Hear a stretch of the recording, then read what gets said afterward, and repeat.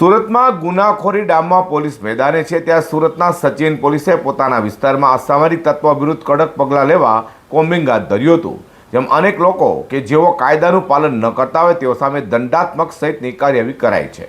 Surat Sachin police પથકનો staff પોતાના વિસ્તારમાં અસામરિક તત્વો વિરુદ્ધ કડક પગલાં લેવા માટે તથા મિલકત સંબંધી અને શરીર સંબંધી ગુનાઓ પર અસરકારક નિયંત્રણ લાવવા અને ગુનેગારો પર સર્વેલન્સ રાખવા કોમ્બિંગ હાથ ધર્યું હતું। સુરત પોલીસ કમિશનરના આદેશને લઈને સંયુક્ત પોલીસ કમિશનર સેક્ટર 2 નાયબ પોલીસ કમિશનર ઝોન 6 ની સૂચના અને માર્ગદર્શન હેઠળ મદદનીશ પોલીસ કમિશનર આઈ ડિવિઝન સુપરવિઝન હેઠળ સચિન પીઆઈ પીએન વાઘેલા સહિત પોલીસ પથકના 53 જેટલા અધિકારી અને કર્મચારી કોમ્બિંગ કર્યું હતું અને પ્રોહિબિશન, ભાડુઆતી, તમાકू, सीटर, टपोरी, शकमन सहित तपास कराई है। सचिन पुलिस थाना में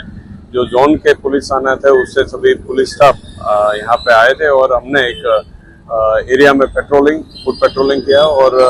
जो होटल है ढाबा है अपना और जो रहना विस्तार अपना लेबर कॉलोनी है सूरा में वहाँ पे जाके सभी जगह पे चेकिंग किया हुआ है। और एक अपना यहाँ पे जोन 4 श्री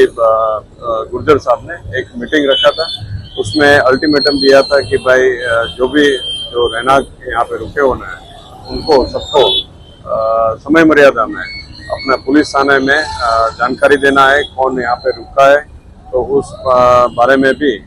जो हमारा कार्यवाही जो करना था और जो भी अवेयरनेस ज़्यादा लाना था पब्लिक में, उस हिसाब से आज हम एरिया में फूड एरिया में अभी फूड पेट्रोलिंग किए हैं और चेकिंग का भी कामगिरी आज किया हुआ है। तो कायदाનું પાલન ન કરનારને દંડ ફટકારવા સહિતની કામગીરી પણ કરાઈ હતી।